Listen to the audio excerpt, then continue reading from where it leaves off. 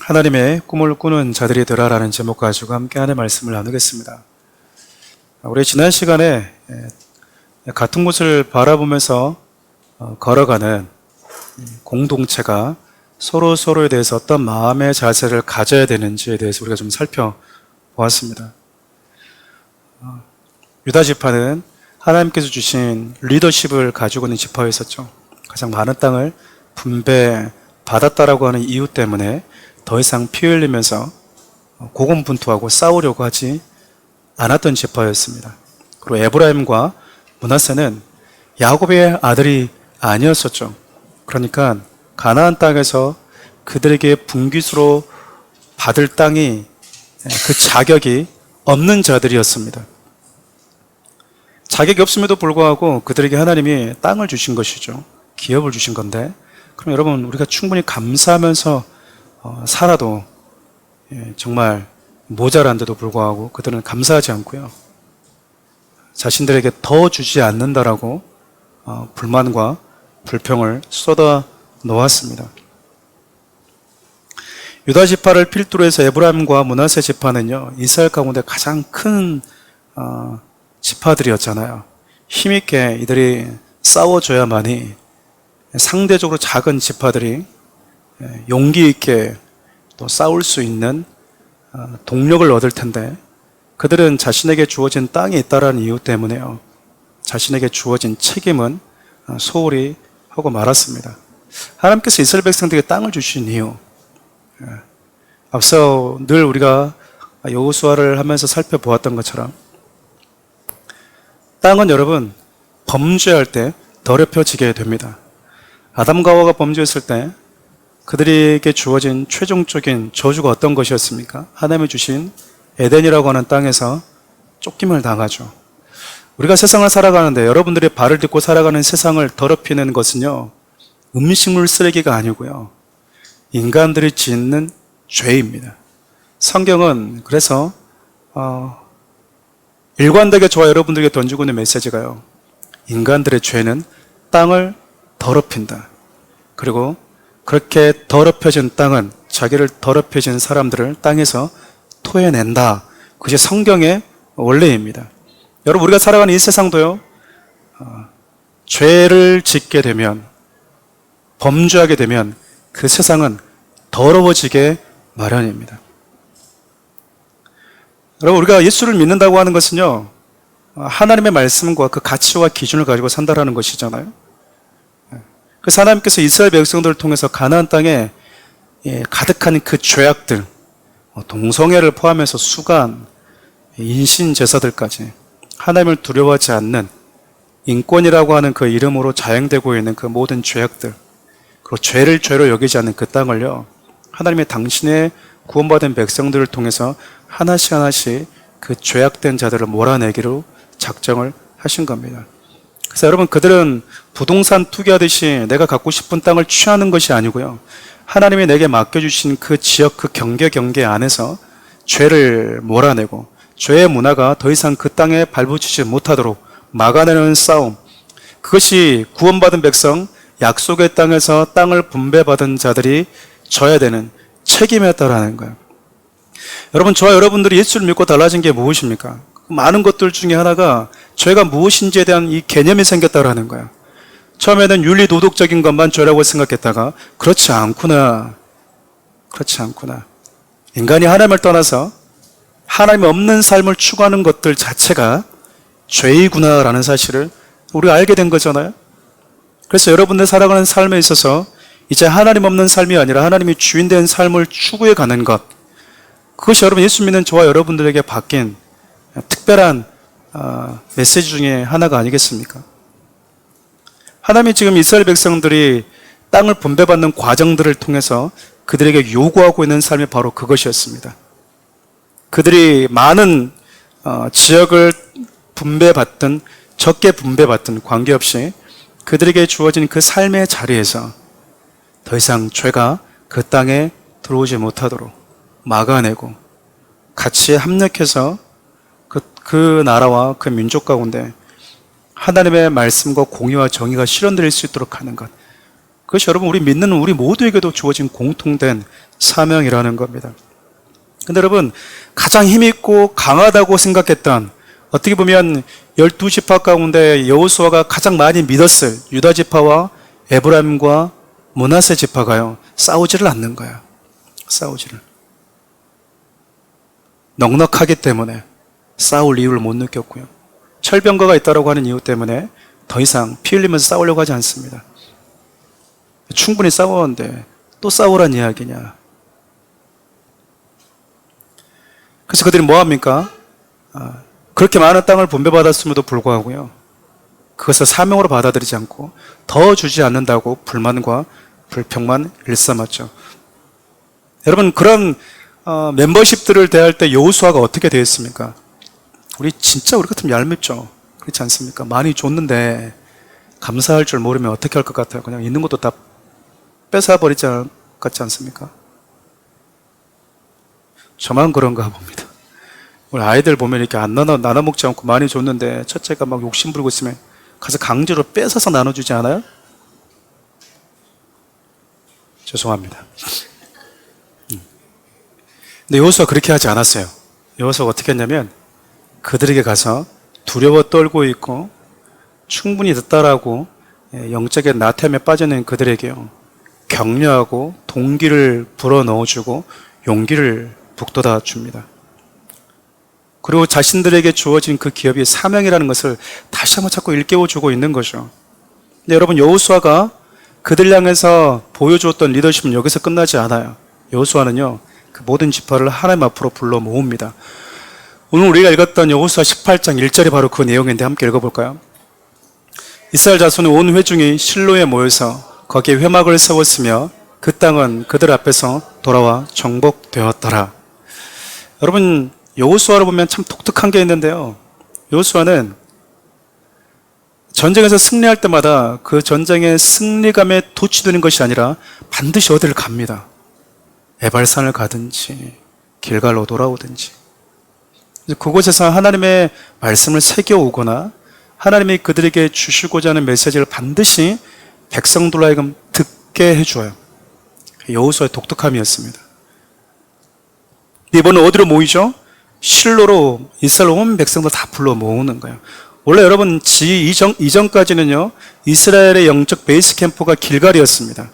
길갈 여러분 요단강을 건너와서 애굽의 수치와 작별했다라고 하는 그 메시지가 담겨져 있는 땅이었어요.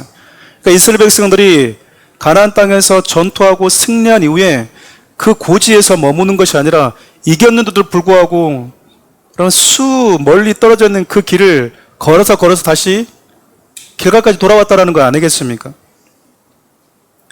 길갈에 와보면 그들이 마른 땅을 건너왔던 요단강이 뒤에 있잖아요. 근데 지금은 그 땅이 말라 있습니까? 아니면 물이 범람해 있을까요? 물이 여전히 범람해 있지 않겠어요? 하나님이 그들이 건너갈 때만 물을 말려줬으니까. 범람했다는 건 뭘 상징할까요? 다시 돌아갈 수도 없다라는 거잖아요. 이전의 삶으로 돌아갈 수 없는 곳, 우리는 이제 더 이상 세상에 속한 사람이 아니라고 하는 그 정체성을 상기시켜주는 그런 메시지가 담겨져 있는 곳이 바로 길갈이었어요. 근데 지금 여호수아가 이제 그 길갈에서 영적인 베이스 캠프를 실로로 옮깁니다. 그리고 그곳에서 회막을 세워요.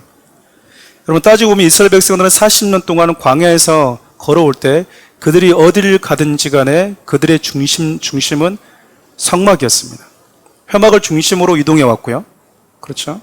그리고 회막을 중심으로 그들은 지금 움직이고 있고 앞으로도 그럴 거예요. 이후 여러분 성막에 존재했던 실로는 사사시대는 물론이거니와 성전이 세워지기 전까지 이스라엘의 예배 중심지가 됩니다.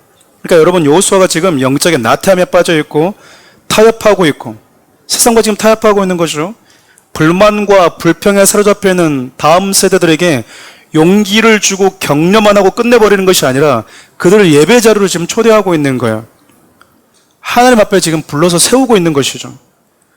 하나님 있는 곳으로 그들을 불러서 모아고 있는 거죠. 하나님이 너희들과 지금껏 어떻게 함께 하셨는지를 상기시켜주고 그분께서 너희들을 어떻게 인도하셨는지 너희들을 왜 여기까지 데리고 오셨는지, 여기서 너희들이 어떤 삶을 감당해야 되는지, 그리고 그 회막을 중심으로 하나님이 너희들 가운데 여전히 지금 함께하고 있다라고 하는 사실을요, 그 예배 현장에서 여호수아가 다음 세대에게 반복해서 상기시켜 주고 있는 겁니다. 여러분, 우리 인생 가운데, 우리의 삶의 여정 가운데 감사가 사라질 때가 있어요. 불만과 불평이 막 올라올 때 있지 않습니까?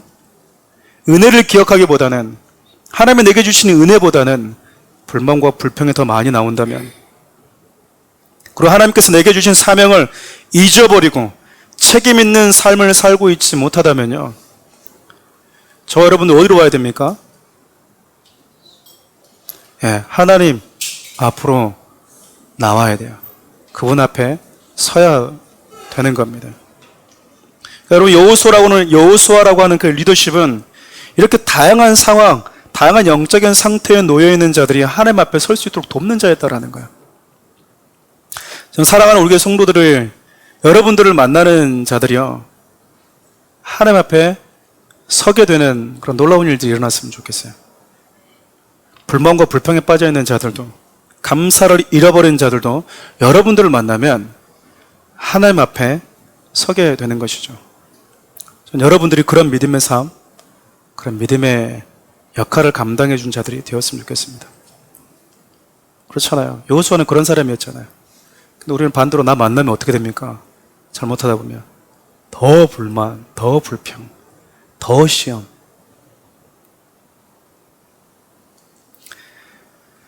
여호수아가 오늘 예배의 자리에서 온 이스라엘 백성들을 한 곳에 불러 모은 이후에 그가 했던 게 바로 이것이었어요. 하나님 앞에 오면요, 내 모습이 보이거든요. 그분의 말씀을 들으면 변명의 여지가 없는 거예요. 내 안에 있는 두려움, 내 안에 있는 나태함, 내 안에 있는 적절하게 세상과 타협하고자 하는 내 안에 있는 마음들, 세상을 즐거워하는 그 마음들이 여러분 부정할 수 없을 만큼 그분 앞에서 적나라하게 드러나기 때문에 그분 앞에 서게 되면 하나님이 그들에게 친히 말씀하신다라는 겁니다. 오늘은 여러분, 유다와 에브라임과 므낫세 지파에 이어서 나머지 7지파 있잖아요. 7지파가 땅 분배를 받게 됩니다. 오늘과 다음 주 2차례 거쳐서 할 예정인데요. 오늘 본문을 보면 여러분 7지파가 가지고 있었던 공통적인 영적인 취약점이 있었어요. 7지파가 가지고 있었던 공통적인 영적인 취약점, 그게 뭔지 좀 살펴보려고 합니다. 그리고 오늘 본문에 18장에 등장하는 베냐민 지파가 분배받았던 그 땅을 통해서 그 지파에게 주신 거룩한 책무가 무엇인지 이 두 가지 좀 함께 좀 생각해보는 시간을 가지려고 그래요. 앞서 잠깐 언급했지만 7지파는 땅을 아직 제대로 분배받지 못했습니다. 근데 이들이 뭐 했냐면요, 땅이 없는데도 불구하고, 땅을 분배받지 못하는데도 불구하고 아예 싸우려고도 하지 않았습니다. 우리 여호수아 18장 3절 함께 읽어볼까요? 여호수아가 이스라엘 자손에게 이르되 너희가 너희 조상의 하나님 여호와께서 너희에게 주신 땅을 점령하러 가기를 어느 때까지 지체하겠느냐. 유다 지파는 더 이상 피 흘리면서 싸우려고 하지 않고 현실에 안주하려고 했고요. 에브라임과 므낫세는 주신 것에 감사하지 않고 불만과 불평을 일삼았죠. 그리고 철병거가 있다라고 하는 그 두려움에 빠져서 지금껏 하나님이 함께 하신 것에 대한 은혜를 까마득 잊어버렸던 지파였습니다. 믿었던 이 세 지파가 실망감을 보여주는데 그러면 나머지 7지파는 뭐 다르냐? 여러분, 똑같아요. 똑같았습니다. 더 나을 게 없었어요.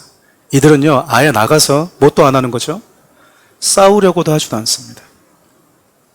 왜 이렇게 지체하고 있느냐라고 하는 말이 우리 표현으로 쓰면 수수방관하고 있었다는 얘기예요. 그냥 쳐다보고만 있었던 거예요. 말똥말똥.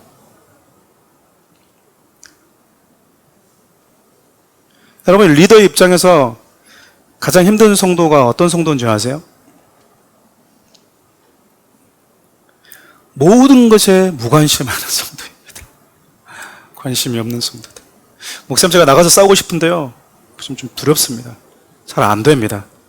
목사님 시도해봤는데 또 실패했습니다. 어떡하죠? 이렇게 하면 용기를 줄 수 있어요.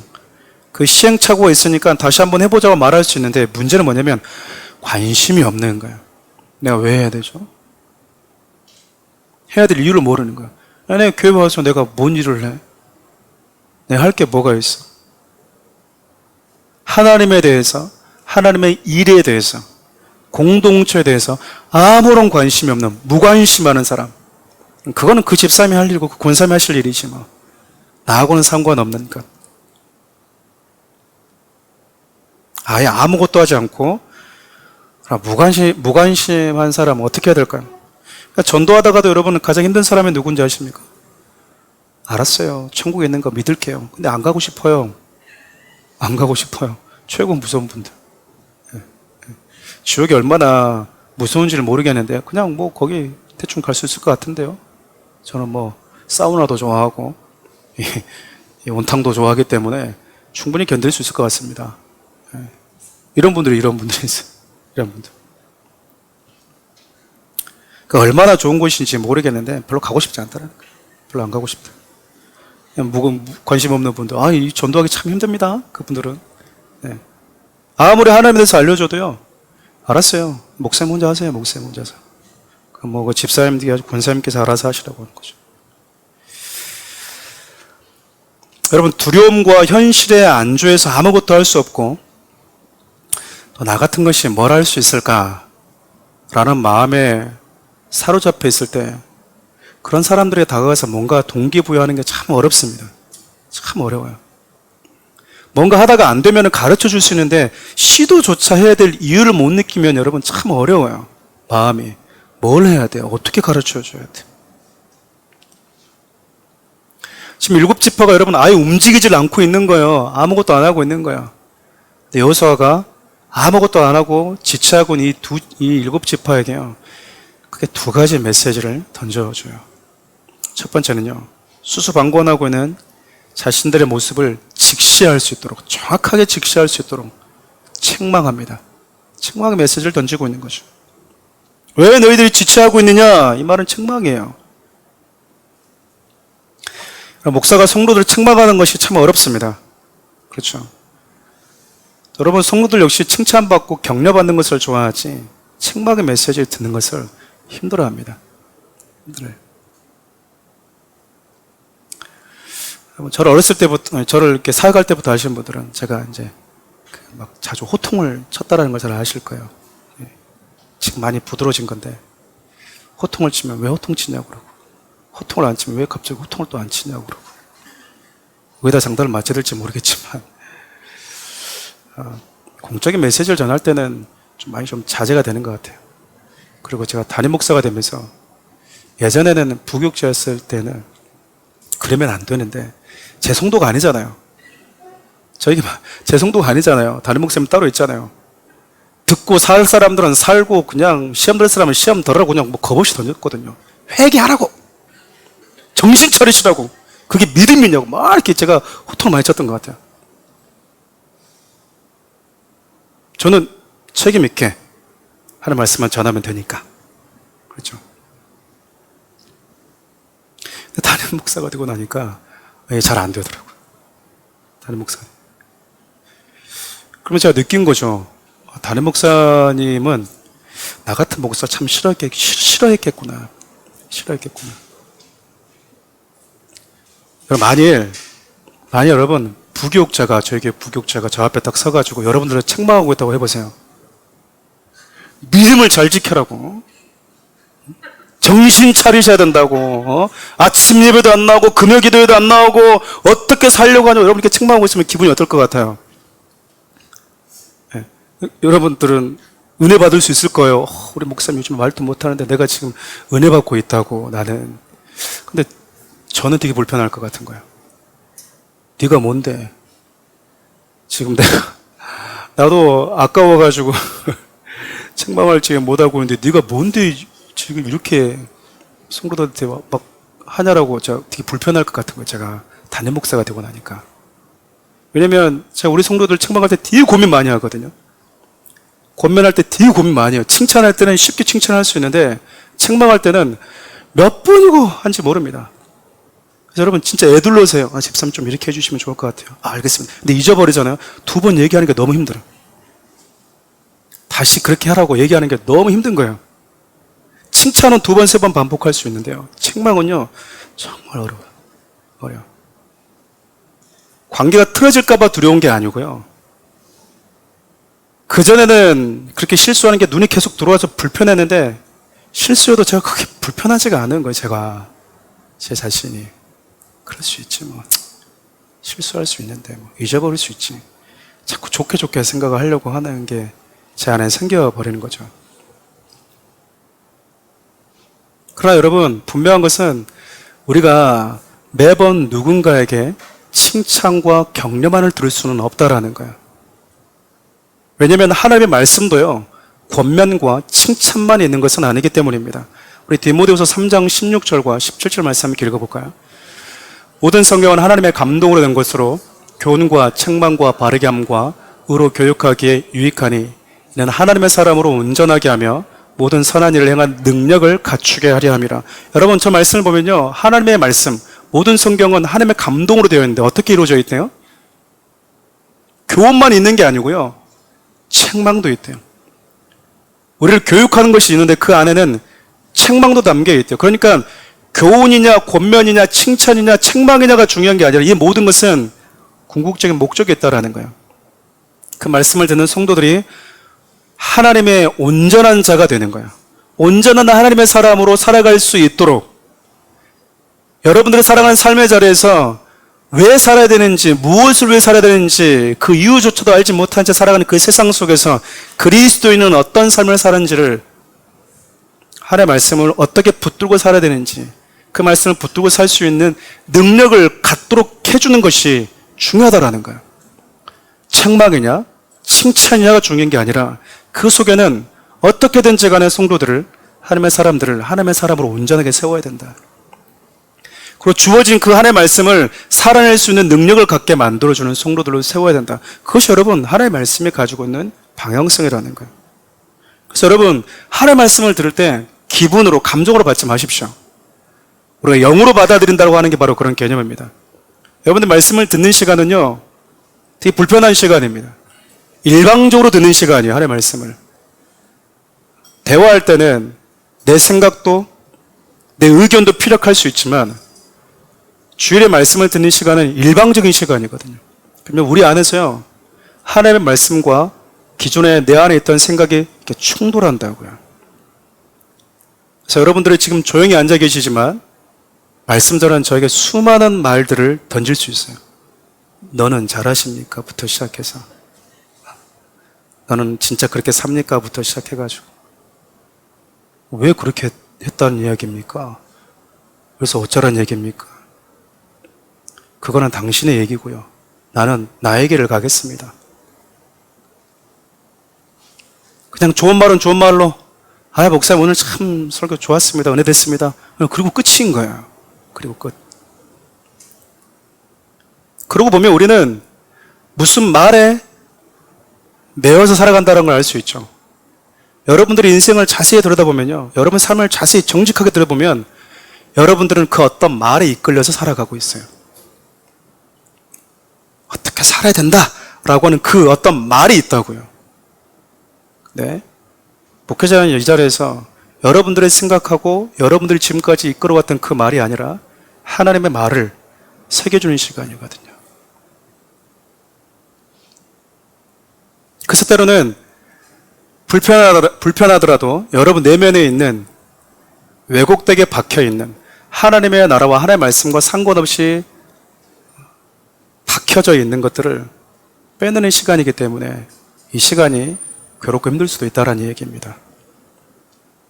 칭찬과 격려가 필요하기도 하지만 때로는요, 강한 책망의 메시지가 필요하기도 해요. 그래서 여호수아가 지금 언제까지 지체하고 있겠냐?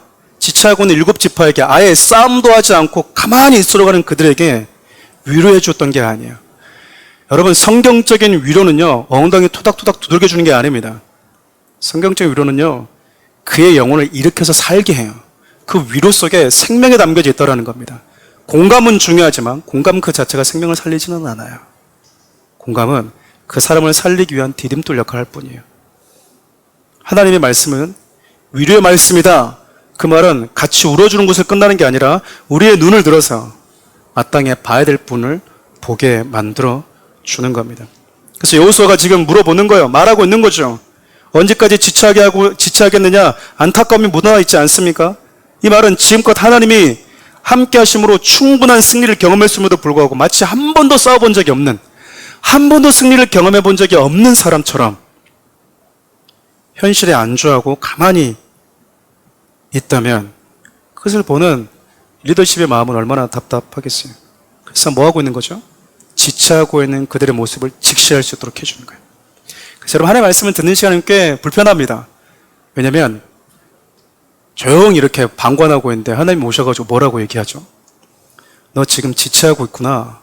너 아무것도 안 하려고 하고 있구나. 마음을 들키는 거야. 여러분들의 마음이 들키는 시간, 지금 이 시간이거든요. 그때 우리는 어떻게 얘기합니까? 하나님 맞습니다. 제가 두려워서 혹은 충분히 싸웠다고 생각이 돼서 지금 그 싸움은 유다나 에브라임이나 므낫세 같은 힘 있는 애들한테만 맡겨진 일이라 생각돼서 제가 주저하고 있었습니다. 저에게 힘을 주십시오. 이렇게 하면 되는데 당신이 봤어요? 당신이 내 속을 봤어? 왜 그렇게 확신하죠? 이렇게 우리는 반론을 제기할 때가 많잖아요. 여러분의 마음이 들켰을 때, 하나님의 말씀이 여러분의 숨어있는 내면의 동기를 찝어내실 때 그분 앞에 두려워하지 말고 인정하고 나올 수 있었으면 좋겠습니다. 여호수아가 여러분 이들에게 책망을 하고 그들이 안주하고 있는 그 모습을 직시하게 만들어 주었습니다. 근데 여러분, 여호수아가 그들을 책망하는 것으로 끝나는 게 아니고요, 그들에게 또 하나의 메시지를 전해주는데 그게 무엇이었냐면요, 비전을 제시해줘요. 비전을. 우리 여호수아 18장 4절 말씀 함께 읽어볼까요? 너희는 각 지파에 세 사람씩 선정하라. 내가 그들을 보내리니 그들은 일어나서 그 땅에 두루다니며 그들의 기업에 따라 그 땅을 그려가지고 내게로 돌아올 것이라. 그 땅을 그려서 가져오라고 하는 말씀이 18장에 계속해서 반복되거든요. 그러니까 아무것도 하지 않은 채 수수방관하고 있는 그들에게 여호수아가 지금 뭐라고 말하고 있는 거냐면요, 바깥으로 나가보라는 거예요. 땅을 두루 다녀보라는 거죠. 여러분, 그들이 돌아다녀 보면, 그 땅을 두루 지나가다 보면 하나님이 그들에게 어떻게 그들 위해서 싸워주셨는지, 그들에게 어떤 승리를 주셨는지, 그걸 뭐하고 올 수 있을까요? 그 보고 온다라는 거예요. 하나님께서 약속하신 것들을 마음껏 바라보고 오라는 겁니다. 하나님이 너희들에게 승리를 주셨던 그분의 손길이 묻어있는 그 땅을 보고 오라는 거죠. 그리고 뭐 하죠? 그려서 오래요. 그려서. 가만히 방 안에 누워있으면요, 기분만 처져요. 기분만 처집니다. 근데 여러분, 일어나서 무언가를 보고 경험하면요, 우리 안에 꿈이 생겨요. 비전이 생긴다, 그 말입니다. 왜냐면 여러분, 아무것도 하지 않으면 정말 아무 일도 일어나지 않기 때문에 그래요. 그러니까 여호수아는 지금 지체하고 주저하고 있는 그 7지파에게 하나님께서 너희들을 통해서 이루기를 원하시는 꿈이 있다. 너희들을 위해서, 너희들 향해서 하나님이 놀라운 계획들을 가지고 있다. 그것을 지금 볼 수 있도록 옆에서 헬퍼 역할을 자처하고 있는 거예요. 여호수아가 믿었던 게 있었어요. 여호수아는 지체하고 있는 그들을 위해서 아무것도 해줄 수 없었거든요. 근데 무슨 믿음이 있었냐면, 보고 오면, 하나님 앞에 서게 해주면, 하나님이 그들과 함께 해오셨던 그 삶을 돌아보고 오게 해주면 하나님이 그들에게 필요한 비전과 꿈을 주실 것이다. 그 믿음을 가지고 있었다라는 거예요. 여러분, 목사인 저도 마찬가지고요. 여러분도 해줄 수 있는 게 바로 여기까지입니다. 보게 해주는 거예요. 들려주는 거죠. 하나님의 당신 인생 가운데 어떻게 혹은 어떤 일을 해오셨는지, 어떤 은혜를 주셨는지를 상기시켜주고 기억나게 해주는 것이죠. 그럼 하나님께서 그들 각자에게 꿈과 비전을 심어 주실 겁니다. 책망으로 끝나는 것이 아니라 여호수아가 지금 이렇게 하고 있는 거예요. 저 개인적으로는 이 말씀이 되게 저한테는 크게 다가옵니다. 왜냐하면 이 말씀이 저는 잊어지지가 않거든요. 저를 아시는 분들은 다 알고 계시겠지만 제가 대형교회에서 모든 사역을 마치고 사임하기 2달 전에 뭘 해야 될까 되게 많이 망설였거든요. 주저하고 있던 저에게 주었던 말씀이어서 더더욱 잊혀지지가 않아요, 이 메시지는. 저를 가까이서 보신 분들은 아시겠지만 저는 그렇게 진취적이지가 않습니다. 도전적이지도 않아요. 어디다 던져놓으면 잘 살긴 하는데 어디다 던져놓으면 잘 살긴 하는데, 그리고 닥치면 뭐든지 할 수 있다라고 하는 그 자신감이 있는데 뭘 어떻게 해야 될지 잘 모를 때가 참 많습니다. 사랑하는 우리 처음 시작했을 때 대형교회 또 제가 경험했던 좋은 교회들이 가지고 있는 비전들을 짜집게 가지고 비전을 딱 제시하면 되는데 그럴 자신이 없었어요. 왜냐하면 저 안에 그 비전에 대한 확신이 없었기 때문에. 그래서 1년 동안 우리 교회가 비전이 없었습니다. 같이 찾아봅시다, 제가 얘기했거든요. 저도 잘 모르겠습니다. 같이 좀 찾아보면 좋을 것 같습니다. 그리고 여러분, 저는 좀 그래요. 좀 안 되면 되게 하라가 아니고요. 안 되면 어쩔 수 없지 않나. 안 되면 어쩔 수 없지 않나. 어떻게 내가 최선을 다해서 했는데 안 되는 건 어떻게? 그리고 가장 제 안에 크게 자리 잡고 있는 제 성향이 어떤 성향이냐면, 나 아니어도 좋은 목사는 많다. 나 아니어도 서울에 설교 잘하는 목사님들은 많다. 나까지 서울에 남아있어야 될 이유가 무엇인가? 제 스스로 얘기하고 제 스스로가 부끄러워합니다. 아무도 모르는데 혼자서 얘기하고 혼자서 질문하고 내 스스로가 그래 맞아. 혼자서 부끄러워하는 거예요. 혼자서. 네가 여기서 남아있어야 될 이유가 뭐지? 그러면 없어. 제가 대답을 하는 거예요. 제가 하나만 찾아봐봐. 그러면 네 설교를 잘해?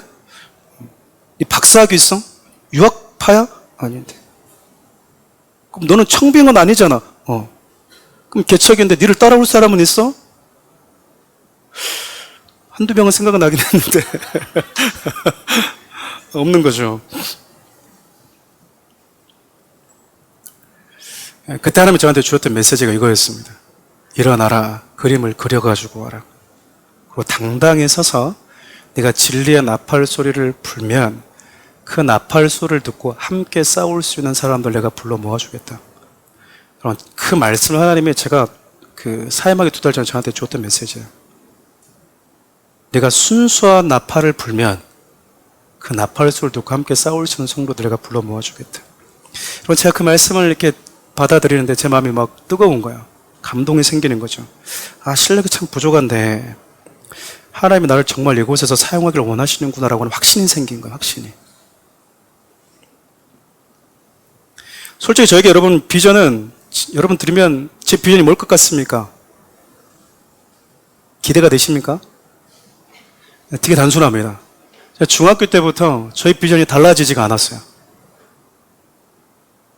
여기 기독교 동아리에서 수련회를 갔다 오고 그 동아리에서 기독교 동아리에서 리더했던 형님들이 아일랜드에서 저는 특별히 살았지 않습니까? 작은 아일랜드에서 이렇게 살았는데 갑자기 이분들이 이 도시물을 먹고 오더니 CTA 워러를 먹고 마시고 오시더니 발음이 안 좋았나? 도시의 물을 먹고 오시더니 저한테 자꾸 물어보는 게 이 비전이었어요. 너 비전은 뭐야? 저는 비전이 이건데요. 아니 그런 비전 말고 다른 비전 없어? 1년 뒤에 뭐 할지, 5년 뒤에 뭐 할지, 10년 뒤에 뭐 할지. 그럼 속으로 제가 그런 거예요. 내일 일도 알지 못하는데 1년 일을 내가 어떻게 계획하냐? 어떻게 계획하냐? 여러분 그때 제가 가졌던 비전은 딱 이거였습니다. 하나님을 사랑하는 거고 영혼을 사랑하는 거고 나에게 맡겨주신 영혼들을 하나님 아버지의 마음을 가지고 대한다. 제 마음속에는 민족의 복음화, 세계 선교의 복음화, 교회 연합 등과 같은 그런 꿈이 저 안에는 크게 없었어요. 그것은 할 분들이 있겠지. 난 어느 순간에서 같이 도와서 뭔가 할 수 있겠지. 그냥 제 학창시절 제 개인적인 비전은 늘 그랬습니다. 그래서 새로운 비전 한번 가져보려고 꿈을 꿔봐도 이것만큼 저 안에 큰 비전은 없었거든요. 하나님을 사랑하자. 영혼을 사랑하자. 어떤 경우에라도 하나님이 나한테 던져줄 메시지를 내가 할 수 있는 최선을 다해서 순종한다. 이해되지 않아도 무조건 순종한다. 저는 이거밖에 없었거든요. 그러다 여러분 목사가 되면서 내게 맡겨주신 영혼들을 사랑해야 되겠다. 후회 없이. 적어도 사랑하는 우리 성도들이 하나님 앞에 딱 섰을 때 부끄러움 당하지 않을 만큼 잘 양육해 줘야 되겠다. 천국 백성을 살게 해줘야 되겠다는 그 꿈이 추가됐을 뿐이에요. 하나님을 사랑하고 천국 백성의 삶을 살아내는 성도들이 가는 곳마다 하나님의 나라를 세우고 복음을 전하는 자로 살 수 있도록 돕는 비전이 그냥 추가되었을 뿐이지 저희 비전은 늘 똑같았습니다. 그래서 여러분, 제가 그것을 위해서 여러분들 양육하는 거예요. 전도하고 기도하고 양육을 받고 그렇게 반복해서 하나님을 경험하고 보게 되면 하나님의 나라에 대한 여러분 각자의 개개인을 향한 꿈과 비전을 그분이 주실 거라고 하는 그 믿음이 저 안에 있기 때문에, 제가 여러분들의 안에 있는 비전을 제가 어떻게 다 알겠습니까? 저는 모릅니다. 그냥 단지 저는 하나님의 말씀을 반복되게 가르쳐주고 최소한 목회의 양심상 타협하지 않는 말씀을, 그렇게 여러분들의 말씀을 가르쳐주면 그 이후에 하나님이 여러분들에게 꿈과 비전을 주실 것이다. 그게 제가 가지고 있는 확신이에요. 같이 선교 현장으로 나가보고 같이 구제 현장으로 나가보고 하나님의 숨결이 묻어있는 곳으로 함께 가보는 거죠. 그럼 여러분 안에 하나님의 꿈과 비전 주지 않겠습니까? 전 사랑하는 우리 교회 모든 성도들이 신앙도 열정도 그렇게 지체되거나 정체되지 않았으면 좋겠어요. 가만히 있는 것이 아니라 열정을 가지고 하나님께서 공동체에 주신 비전과 꿈, 여러분 개개인에게 맡겨주신 것들을 성실히 살아낼 수 있는 자들이 되었으면 좋겠어요. 지체하고 있는 지파들이 여러분 그림을 그려서 가져오잖아요. 그러니까 여호수아가 뭐 하냐면 여호수아와 영적 리더십들이 함께 모여서 하나님 앞에서 땅을 분배해 줍니다. 하나님 앞에서 여호와 앞에서 땅이 분배되었다라고 하는 것은 뭐냐면요, 그 땅을 나눠주신 분이 하나님이라는 의미이고, 동시에 그 땅을 나눠주신 하나님은 그들에게 꿈과 계획과 비전을 갖고 있다는 의미예요. 나는 너에게 이 땅을 맡겼다, 이 말은, 나는 너에게 이 땅을 주었다, 그 말은 내가 이 땅에서 너를 향해서 꾸고 있는 꿈이 있다라는 거잖아요. 그 중에 여러분 오늘 등장하는 베냐민 지파에게 주신 기업이 좀 독특했습니다. 왜냐하면 베냐민 지파가 받았던 기업은요, 유다와 요셉 지파, 즉 에브라임과 므낫세, 이 요셉 지파 그 중간에 끼어 있었기 때문에 그래요. 여호수아 18장 11절 말씀 함께 읽어볼까요? 베냐민 자손 지파를 위하여 그들의 가족대로 제비를 뽑았으니 그 제비 뽑은 땅의 경계는 유다 자손과 요셉 자손의 중간이라. 사진 한번 보여주실래요? 지도를 보시면 여러분 밑에 유다가 있죠.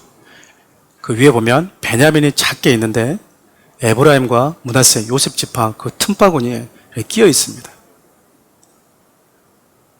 작아요. 그야말로 여러분 강한 지파 사이에 탁 그 틈바구니에 끼어 있는 거예요. 여러분 사이즈는 타 지파에 비해서 작은데 여러분 베냐민 지파에게 주어진 역할이 무시 못하는 역할이었습니다. 성경을 보면 베냐민은 좀 망나니 같은 기질이 있었어요. 그래서 여러분 창세기 49장 27절에서 그의 아버지였던 야곱이 베냐민을 축복할 때 너는 물어뜯는 일이다. 물어뜯는 이리와 같다. 자식을 축복하는 너는 이리와 같다라고 축복했다니까요. 진짜 아비의 말처럼 베냐민이 사사기 20장을 보면요, 나머지 11지파하고도 맞짱 뜰 만큼 상당히 호전적인 성향을 가지고 있었어요. 고집도 무지하게 셉니다. 자기들이 동성연애, 성적인 죄, 윤간 이런 죄를 지은 거잖아요. 자기들이 지금 이 싸움에 발단이 됐잖아요. 근데 인정하지 않아요. 내가 죄를 지은 당사자가 맞습니다. 내가 우리 형제 지파를 영적으로 분란을 일으키고 갈등을 조장했던 사람 맞습니다. 용서해 주십시오. 절대 고개 안 숙입니다. 그래, 그랬다 어쩔래. 그래서 싸우겠다는 거야? 그래서 싸우자. 그래서 여러분 11지파하고 여러분 싸웁니다. 저 작은 지파가 저 덩치 큰 11지파와 싸워서 여러분 밀리지가 않아요.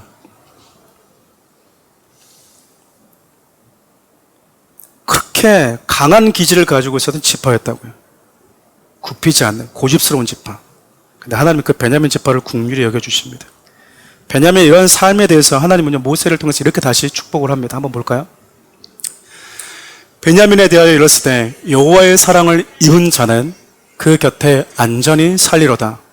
여호와께서 그를 나리에 마치도록 보호하시고 그를 자기 어깨 사이에 있게 하시리로다. 두 강대국 사이에 있는데 하나님은 저를 어떻게 표현하셨냐면요, 여호와 하나님 어깨 사이에 있는 자 이렇게 표현을 하십니다. 여러분 저렇게 말썽쟁이였던 베냐민 지파가 유다 지파에 붙어 있었다고 하는 이유 때문에 이 베냐민은 유다와 운명을 같이 해요. 그래서 여러분 이후에 이스라엘이 남유다와 북이스라엘로 나눠질 때 북이스라엘 10개의 지파, 남유다의 2개 지파, 즉 베냐민과 유다 지파가 하나가 됩니다. 그뿐만 아니라 베냐민은 이 위치가 위치인 만큼 강한 지파 사이에 끼어서 중재자 역할을 할 수밖에 없는 상황이 된 거예요. 여러분 아무리 형제들이지만 강한 지파들끼리 맞대어 있으면 갈등이 일어나기 마련이거든요. 그러니까 하나님께서 맡기신 지리적 위치는 두 지파 사이에서 완충 역할을 하라고 하는 하나님의 메시지가 있었던 거죠. 여러분 베냐민이 힘없는데 어떻게 그 일을 감당하겠습니까? 고래 싸움에 새우 등 터지는 건데 두 고래 사이에서 어떻게 완충 역할을 할 수 있냐 그 말이에요. 불가능해요. 하나님 이걸 맡기셨다니까요.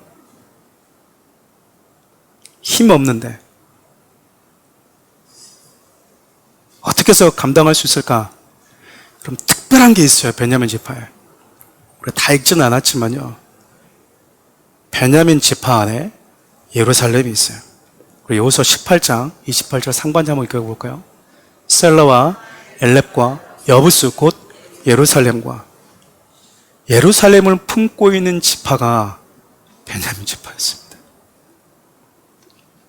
여러분 예루살렘은 온 이스라엘을 하나로 묶는 상징적인 역할을 감당해요. 아무리 강하고 힘이 세고 혹 갈등이 있다 해도 온 이스라엘은요 하나님을 예배하는 성전을 중심으로 모이거든요. 그 성전을 중심으로 화해가 일어나고요. 성전을 중심으로 하나가 됩니다. 성전을 중심으로 영적인 정체성을 확인하고 우리가 한 형제라는 것을 고백하는 거죠. 그렇게 온 이스라엘을 예배로 하나가 되게 하는 것. 바로 그 역할이 베냐민의 역할이었어요. 제가 베냐민 지파 보면서 누가 생각이 났냐면 우리나라가 생각이 났어요. 우리나라 대한민국 머리 위에 누가 있습니까?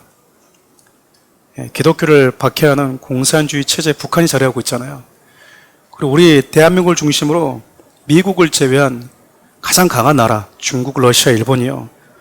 다 이렇게 그 사이에 우리 대한민국이 끼어 있어요. 여기서 대한민국 살아남는 방법은 무엇일까요? 무역입니까? 반도체입니까?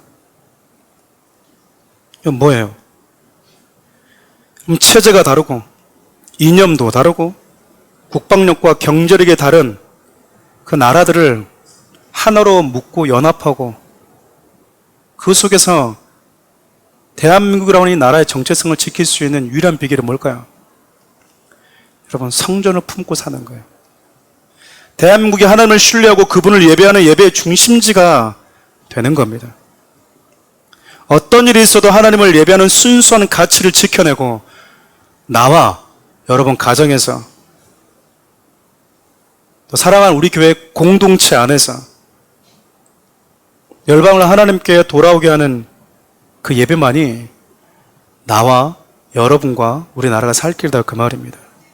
대한민국이 여러분 수많은 믿음의 선교사들을 통해서 세워져 왔어요. 여기까지 왔다고요. 이것을 다른 말로 말하면 대한민국의 교회가 무너지고 교회와 성도들이 타락하게 되면요 더 이상 이 땅에 소망이 없는 거예요. 말씀을 마무리하려고 합니다. 사랑하는 우리 성도 여러분, 우리 각자가 서 있는 삶의 자리에서 하나님의 꿈과 비전을 발견할 수 있었으면 좋겠습니다. 그 비전의 중심에 하나님의 말씀, 그리고 사랑하는 우리 교회 성도들이 함께 있었으면 좋겠어요. 개인의 비전도 중요하지만 공동체가 함께 꿈꾸는 비전은 더 아름답지 않겠습니까? 사랑하는 우리 교회는 지금 다 같이 예배에 집중하는 비전을 가지고 있어요. 주일 예배도 드리고요. 금요 기도 합주에도 드리고 아침 예배 드리고 수요 양육 예배, 순, 목장, 소그룹 예배, 그리고 여러분 다양한 양육을 하고 있습니다. 성경 통독 매일같이 하고 있고요. 새가족, 12주, 16주 제자훈련 과정 등 다 하고 있습니다. 이렇게 여러분 예배를 통해서 말씀을 통해서 양육되고 성장하는 여러분들이 각자의 삶의 자리에서 움직이는 하나님의 성전을 품고 다니는 움직이는 성도가 되는 것, 그 사랑하는 우리 교회 꾸고 있는 꿈이거든요. 그래서 여러분들 만나는 자들이 무너졌던 예배가 회복이 되고 꿈과 비전이 없던 자들이 꿈과 비전을 발견하고 비록 작고 힘없어 보이지만 강한 자 앞에서도 위축되지 않고 성전을 품고 사는 자처럼 나를 만나는 자들을 화목해 만들고 강한 자들 사이에서도 화해를 이끌어내고 교만하고 자만에 빠지지 않도록 겸손케 만들고 하나님을 중심으로 모일 수 있게 하는 삶. 작지만 하나님의 나라와 성전과 예루살렘을 품고 사는 성도들, 사랑하는 우리 성도들이 그런 성도들 됐으면 좋겠어요. 여러분, 모이는 것이 참 힘들어져 가고 있는 시대입니다. 가난한 성도들이 많이 늘어났다잖아요. 더 많이 늘어났답니다. 교회를 찾지 않는 것이죠. 편안함을 추구하는 시대가 점점 되어져 가고 있고요. 어쩌면 우리처럼 이렇게 모여있는 것을 아날로그식 비효율적 예배라고 생각할지도 모르겠습니다. 근데 우리 누군가를 만나야 되고 누군가를 찾아가야 되는 이 시대 속에 살고 있어요. 근데 만나기가 너무 힘든 시대인 것이죠. 시대는 발전했는데 더 편안해졌는데 그들 마음속에 하나님이 준 뜨거운 열정과 꿈과 비전 없이 살아가는 세대들, 가만히 지체하고 있고 하나님의 나라에 대해서도 복음에 대해서도 주님의 몸된 교회에서도 아무런 관심을 갖지 않고 있는 그런 시대 속에서 살아가는 우리 성도님들이 하나님의 꿈을 꾸는 자들이 되어 주셨으면 좋겠어요. 여러분을 만나는 자들이 새로운 꿈을 꾸는 수 있었으면 좋겠습니다. 오늘 그 마음을 담아서 이 찬양을 주님께 올려드리고 기도의 자리로 나가도록 하겠습니다. 이 세상을 살아가는 동안에 나의 힘을 의지할 수 없으니 기도하고 낙심하지 말 것을 주께서 참 소망이 되심이라. 주의 길을 걸어가는 동안에 주의 길을 걸어가는 동안에 세상의 것 의지할 수 없으니 감사하고 낙심하지 말 것을 주께서 참 기쁨이 되심이라. 하나님의 꿈이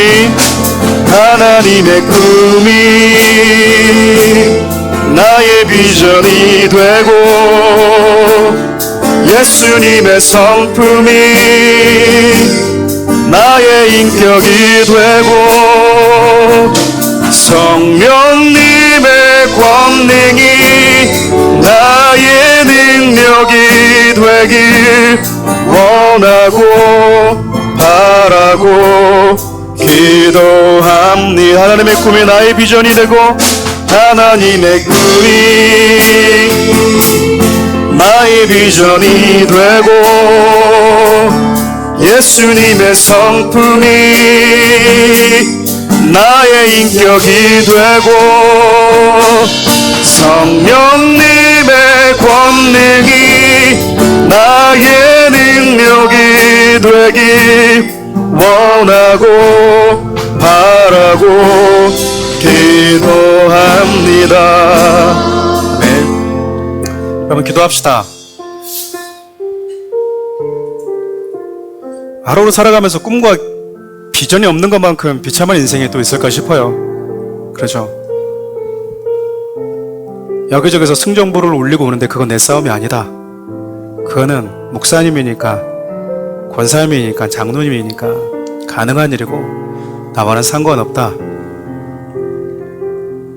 또는 여러분 반복된 실패 앞에서 혹은 지금껏 열심히 다른 교회에서 혹은 젊었을 때 충성 다해보고 뛰어왔는데 그건 한낱이더라. 그때뿐이더라. 지금은 이제 그만하고 싶더라고. 어떤 이유에서든지 간에 여러분 마음 가운데 더 이상 하나님이 주신 꿈과 비전을 꾸지 못하게 만들고 주저하게 하고 만들고 있는 게 있다면 바로 이 시간 한번 우리 기도했으면 좋겠습니다. 그 어떤 것도 바울과 같이 표대를 향해서 달려가게끔 만드는 저와 여러분들의 발걸음을 멈추게 할 수는 없어야 됩니다. 오히려 우리는 여전히 지체하고 있고 두려워 떨고 있는 자들에게 꿈과 비전을 심어주는 자들이 되어야 되거든요. 경험하게 해주고 보여주고 여러분 인생 가운데 하나님이 어떻게 이루어오셨는지를 다시 상기시켜주면서 식었던 꿈, 열정, 하나님의 나라에 대한 뜨거움을 다시 회복시켜주는 자가 되어야 된다는 이야기입니다. 그러기 위해서 저와 여러분들이 먼저 무너졌던, 식어있던 하나님에 대한 열정, 꿈과 비전을 다시 한번 하나님 내 마음 가운데 달라고 기도했으면 좋겠습니다. 그리고 여러분, 두 번째 여러분들 오늘 주셨던 이 베냐민처럼 여러분 안에 예루살렘, 즉 성령이 거하시는 성령의 전을 품고 사는 자들 아니겠습니까? 사랑하는 우리 교회는 움직이는 성도들을 꿈꾸고 있어요. 그들이 가는 곳마다 교회가 되는 것이죠. 여러분 만나는 자들이 어떤 힘을 가지고 있고 세상적으로 얼마나 강한지 모르지만 여러분을 만나게 되면 겸손케 되어지고 하나님을 중심으로 모이고 겸손케 그분 앞에 서게 만들어주는 사람 될 수 있도록, 그런 교회 될 수 있도록 함께 기도했으면 좋겠습니다. 우리 주의 이름 부르고요, 이 두 가지 기도 제목을 붙들고 기도하며 나가겠습니다. 주여,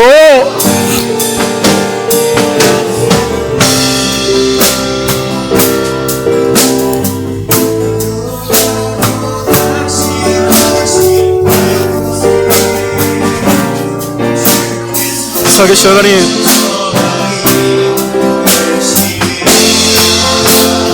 우리 안에 식어버렸던 열정들이 있다면 다시 회복시켜 주십시오. 내 안에 하나님 지쳐있던 마음들이 있다면 다시 일깨워 주시고 하나님을 향한 열정을 다시 불어넣어 주십시오. 하나님을 향한 그 뜨거운 사랑을 다시 한번 우리 마음 가운데 새겨 주십시오. 하나님의 나라를 위한 주님이 지금껏 내 인생 가운데 어떻게 일해 오셨는지, 그분이 나를 얻기 위해서 어떤 사랑을 보여주셨는지 다시 한번 마음에 깊이 새기는 시간 되게 해주시고, 주저하고 있고 수수방관하고 있고 정체되어 있는 우리의 마음에 뜨거운 열정을 다시 불어넣어 주십시오. 그림을 그려가지고 오라고 말씀하신 하나님, 너의 인생을 들여다보면 하늘아처럼 내가 너와 함께 있었던 그 여정들, 하나님의 손길이 묻어있고 그분의 숨결이 묻어있을 터인데, 하나님의 손길이 묻어있고 그분의 숨결이 묻어있는 그 삶의 현장 속에서 다시 한번 꿈을 꾸고 다시 한번 주의 나라를 위해서 하나님 달려갈 수 있고자 하는 하나님 그 마음에 강력한 동기를 불어넣어 주십시오. 나에게 주어진 영역의 삶이 달란트가 작다고 불평하지 않고 하나님이 그 강한 자들 가운데 끼어있다라고 당당하게 하나님의 성전을 품고 사는 자처럼 한 사람 한 사람을 하나님과 화해시키고 연합하게 만드는 하나님의 거룩한 사람들 되게 하여 주십시오. 그렇게 하나님의 마음, 하나님의 사랑을 품고 사는 자들, 하나님의 꿈을 꾸게 하는 자들, 하나님 앞에 서게 만드는 자들 되게 하여 주십시오. 하나님, 그렇게 하나님의 사람들이 사랑하는 우리 교회가 같은 꿈을 꾸게 하여 주시기를 원합니다. 우리가 그림을 그려오고 거룩한 진리의 순전한 나팔을 불 때 그 나팔 소리를 듣고 함께 주의 나라를 꿈꾸는 자들이 몰려들게 도와주시고, 그렇게 우리가 더 힘있게 주의 나라를 위해서 하나님을 사랑하는 자들이 많아지고 영혼을 사랑하는 자들이 많아지고 같은 하나님의 나라와 꿈과 계획을 가지고 달려가는 자들이 많아지게 하여 주십시오. 사랑하는 우리의 성도들이 그런 믿음의 삶들을 추구합니다. 그 믿음의 삶을 하나님 목숨을 갖고 달려가는 인생들 되게 하여 주십시오. 우리가 강하게 원하고 바라고 기도하는 것이 하나님의 꿈이 나의 꿈이 되고 하나님의 비전이 나의 비전이 되게 해주십시오. 하나님의 세상을 살아가면서 그것에 내 마음을 다 빼앗기는 것이 아니라 주님의 마음, 주님의 꿈, 주님의 비전이 내 마음에 가득하게 도와주시고 그 마음과 그 비전을 품고 살아가는 하나님의 사람들이 되게 도와주십시오.